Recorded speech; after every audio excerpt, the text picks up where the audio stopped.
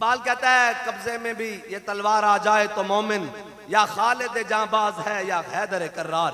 اور آج پوری دنیا میں فلسطین کے مسلمانوں کی بات کرنے کے لیے ایک تو ہمارے یہ بڑے جاہل ہیں، یہ کہتے ہیں جی ہم نے 20 نکاتی فارمولہ اس چوڑے سے لے کر دیا ہے، جانتے ہیں نا چوڑے کو، وہ ٹرمپ سے لے کر دیا ہے 20 نکاتی فارمولہ آجی، اور میں کہا نہ تسی 30 نہ 3 نہ 13 تہاڈی حیثیت کی ہے بھائی، فیصلہ تا فلسطینی عوام کرن گے بھائی اسی کدھر جانا، اور تسی نہ انہاں دے نال کھڑے ہو نہ انہاں دے نال کھڑے ہو، تانوں تے نہیں پتا بھائی تسی کھڑے کتھے ہو، یعنی سفارتی تعلقات اور آداب دا تانوں صفر بھی نہیں پتا کہ ٹرمپ اگر او مردود نو او نیتن یاہو دے نال کھڑا ہوئے تو اس دا حق بندا کہ وہ کہندا کہ میں اس دے نال کھڑا، تسی فلسطینی عوام دے نال بھی نہیں کھڑے ہوئے، تسی جناب امداد بھی نہیں پہنچا سکے، تسی انہاں نو اسلحہ بھی نہیں دے سکے، پھر تسی انہاں نو کیویں کہندے ہو بھائی انہاں 20 نکات نو من لو، او 20 نکات منن یا نہ منن اے تو انہاں دی اپنی مرضی ہے، تسی تے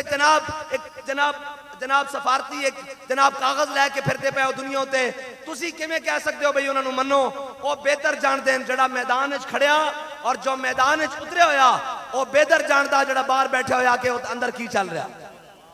اور آج تک تسی تا جناب ٹرمپ نال گرم بات نہیں کر سکے، اور ٹرمپ نال گرم بات کی اقبال کہندا کافر کی موت سے بھی لرزتا ہو جس کا دل،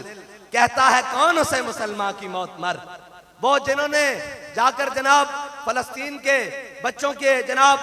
اور ان کی جناب دادرسی کرنی تھی، وہ یہاں پر میچ کرواتے پھرتے ہیں، یہ بڑی عجیب بات ہے، ہم تو حیران ہوتے ہیں کہ جناب قوم کا مزاج بھی کیا ہے، اوئے ہم یہاں میچ کھیلنے کے لیے دنیا میں نہیں آئے، ہم ایک بات کرنے کے لیے آئے ہیں کہ جناب ملعونین اینما ثقفوا اخذوا وقتلوا تقتیلا الا ان الدین عند اللہ الاسلام، ہمیں تو اللہ تعالیٰ نے کلمہ اس لیے دیا تھا کہ ہم پوری دنیا پر اسلام غالب کر کے رکھ دیں،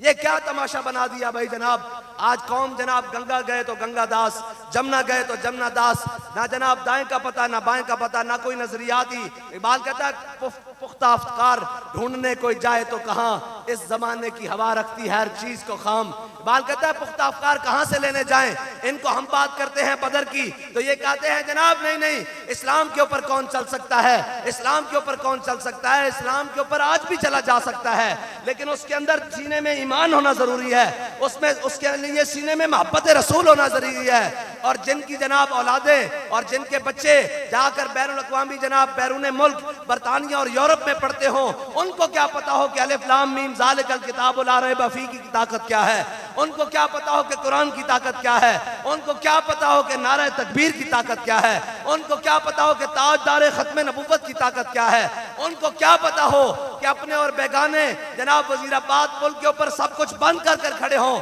تو لبیک کے نعرہ ہر چیز پلٹ کر کیسے رکھ دیتا ہے، ان کو کیا پتا لبیک یا رسول اور قرآن کا فیصلہ موجود ہے یا ایھا الذین آمنوا لا تتخذوا اليہود والنصارى اولیاء بعضهم اولیاء بعض، میرے حبیب کے غلاموں ان کو دوست نہیں بنانا، یہ آپس میں یار ہیں، تمہارے یہ کھلے دشمن ہیں، اور جناب آج ان سے جناب یاریاں دوستیاں بڑھائی جا رہی ہیں، ان سے وہ تمہیں سمجھتے کیا تھے آج سے پہلے، یہ 7 منٹ کے لیے تم کھڑے ہوئے ہو، 7 منٹ کے لیے، ان اللہ یحب الذین یقاتلون فی سبیلہ صفا کانہم بنیان مرصوص، صرف تم نے بنیان مرصوص نام رکھا ہے اور تم 7 منٹ کے لیے چلے ہو، اللہ نے تمہیں پوری دنیا میں عزت دے دی ہے، اگر 7 منٹ کے لیے تم فلسطین کی جانب چلے جاتے پوری دنیا کا کفر تمہارے پاؤں میں آ جانا تھا، پوری دنیا کا کفر تمہارے پاؤں میں آ جانا تھا، ان کی حیثیت ہی کوئی نہیں، کفر جناب اس کی جناب جتنی سازشیں ہیں یہ جناب تارے عنکبوت ثابت ہوتی ہیں، لیکن اللہ کو پامردی مومن پہ بھروسہ، ابلیس کو یورپ کی مشینوں کا سہارا، اس جناب مومن جو ہے نا اس کے اندر اللہ تعالیٰ، اسلام کے اندر اللہ تعالیٰ نے اپنی پاور رکھی ہے، اسلام کسی کا محتاج نہیں ہے، یہ فلما فصل طالوت بالجنود قال ان اللہ مبتلیکم بنہر، یہ جو جناب ہے نا یہ جناب اس مقام پر جو جناب عین جالوت کا مقام ہے، اس مقام پر جب ہلاکو خان اپنی 1.5 لاکھ کی فوج لے کر آیا اور 25,000 کی فوج رکن الدین بیبرس کی اور یہ برکس خان کے ساتھ آ ملا تو ان کے پاس ٹوٹل جناب 45,000 40,000 کی فوج اور ہلاکو خان 1.5 لاکھ فوج لے کر آیا، تو جناب جب جنگ شروع ہوئی تو ہلاکو خان کی فوج کی تعداد بڑی زیادہ تھی، سخت سردی کے اندر جنگ شروع ہوئی، تو جناب جب ہلاکو خان کی فوج کی تعداد 1.5 لاکھ اور ادھر مسلمان 45,000 40,000، تو برقع خان کا جو ذاتی دستہ تھا اور جناب وہ بھی جناب 300-400 لوگوں کا جنگ کے دوران نکل کے دائیں بائیں چلا گیا، تو برقع خان نے آخری آواز لگائی، اس نے کہا آ اسلام آ، اب تیرا کون نام لے گا؟ مسلمانوں کو شکست ہونے لگی، وہ پہاڑ کے ساتھ جا فوجیں لگی۔ جب یہ اس نے کہا نا کہ اسلام اب تیرا نام لینے والا کوئی نہیں، تو جو برقع خان کا ذاتی حفاظتی دستہ تھا نا، وہ پہاڑ سے گھومتے ہوئے جا کے ہلاکو خان کی فوج کو پیچھے سے جا لگا، اور ان 250 افراد نے 1.5 لاکھ کے عقب سے حملہ کیا، پشت پر حملہ کیا، اور 1.5 لاکھ کی فوج کو آگے دریا تھا جمع ہوا، اس کے اوپر دھکیل دیا، اللہ کا حکم ہوا، جمع ہوا دریا چل پڑا، پوری فوج اندر غرق ہونے لگی۔ تو وہ کھڑا ہو کر دیکھنے لگا، اس نے کہا کیا ہوا؟ اس نے کہا ہوا کچھ نہیں، اللہ کی مدد آ گئی، 250 لوگوں نے 1.5 لاکھ کو آگے لگا لیا۔ یہ تو اسلام کی طاقت ہے نا بھائی، یہ تو اسلام کی طاقت ہے، اسلام کا ایک اپنا مزاج ہے۔ اگر آپ اسلام کی طاقت کو نہیں مانتے تو جا کر ان مجاہدین کو دیکھ لو جو آج بھی فلسطین کے اندر کھڑے ہوئے ہیں، ہاں جی، اور ان سے پوچھا گیا کہ تمہیں مدد کیوں نہیں آتی؟ انہوں نے کہا اس لیے نہیں آتی کہ قرآن کا فیصلہ ہے وَلَنَبْلُوَنَّكُمْ بِشَيْءٍ مِّنَ الْخَوْفِ وَالْجُوعِ وَنَقْصٍ مِّنَ الْأَمْوَالِ وَالْأَنفُسِ وَالثَّمَرَاتِ وَبَشِّرِ الصَّابِرِينَ۔ قرآن نے کہا ہم تمہیں ضرور آزمائیں گے، خوف دے کر، بھوک دے کر، تم میں سے جان جناب کو جانے لے کر، اور جو کچھ تمہارا ہے سارا کچھ عقارت کر کے، بظاہری طور پر ضائع کر کے۔ اس نے کہا پھر کیا بنے گا؟ اس نے کہا وَبَشِّرِ الصَّابِرِينَ، انشاءاللہ فتح ہماری ہوگی، فتح اسلام کی ہونی ہے۔ وہ تو صبر پوری دنیا نے سمجھا کہ غزہ مٹ گیا، مٹے تو نہیں نا، مذاکرات کی ٹیبل پر آ گئے، اس کا مطلب ہے کچھ نہ کچھ تو ہے نا جی۔ یہ شہادت گئے الفت میں قدم رکھنا ہے، اور لوگ آسان سمجھتے ہیں مسلمان ہونا۔ میرے آقا مولا نے فرمایا 3 چیزیں اصل ایمان میں سے ہیں۔ فرمایا ایک تقدیر پہ ہمارا ایمان ہوگا، اور دوسرا یہ ہے کہ ہم کسی کو کسی گناہ کی وجہ سے کافر نہیں کہیں گے۔ کوئی کتنا بھی بڑا گناہگار ہوگا، اس گناہ کی وجہ سے اس کو کافر نہیں کہا جائے گا۔ اور حضور نے فرمایا تیسری یہ ہے کہ جہاد قیامت تک جاری رہے گا، نہ کسی ظالم کا ظلم نہ کسی عادل کا عدل جہاد کو نہیں روک سکتا، یہاں تک کہ میرا آخری امتی دجال سے جا ٹکرائے گا۔ اور جس امت نے دجال سے جا ٹکرانا ہے وہ امت جناب آج پریشان ہے کہ جناب ہمارے پاس اسباب نہیں ہے، اور یہ اسباب کا رونا نہیں رویا۔ مومن جو ہے وہ بے اسباب بے تیغ بھی لڑتا، کافر ہے تو شمشیر پہ کرتا ہے بھروسہ، مومن ہے تو بے تیغ بھی لڑتا ہے سپاہی۔ اور جناب اسباب کا رونا رونے والے نہیں بچتے۔ تاریخ میں آج تک ان کو یاد نہیں رکھا گیا کہ جنہوں نے سر جھکایا ہے، تاریخ نے یاد رکھا ہے تو مجدد الفسانی کو یاد رکھا ہے، تاریخ نے یاد رکھا ہے تو سلطان ٹیپو شہید کو یاد رکھا ہے، تاریخ نے یاد رکھا ہے تو صلاح الدین ایوبی کو یاد رکھا ہے، تاریخ نے یاد رکھا ہے تو رکن الدین بیبرس کو یاد رکھا ہے، تاریخ نے یاد رکھا ہے تو شہاب الدین غوری کو یاد رکھا ہے، تاریخ نے یاد رکھا ہے تو امیر المجاہدین کو یاد رکھا ہے۔ اور کے نعرہ لانا، حضور دی محبت ہی نعرہ لانا جناب، اے ہی دا نعرے لا کے صحابہ نے جناب سمندر کچھ توڑا کی خیال ہے بھی فیض آباد اسی اور کوئی اور بسنا اس نعرے دی پاور نہ تا بیٹھے رہے ہیں۔ آج پورا کفر کہندا انہاں نوں روکو، انہاں نوں روکو، انہیں جناب اپنے بھی خفا مجھ سے بیگانے بھی ناخوش، میں زہر ہلاہل کو کبھی کہہ نہ سکا کن۔ اے سارے کہتے ہیں اپنے بیگانے سارے منافق لڑ کے، اے جناب انہاں نوں روکو، انہاں نوں نہیں آن دینا۔ میں کہا یریدون لیطفئوا نور اللہ واللہ متم نورہ۔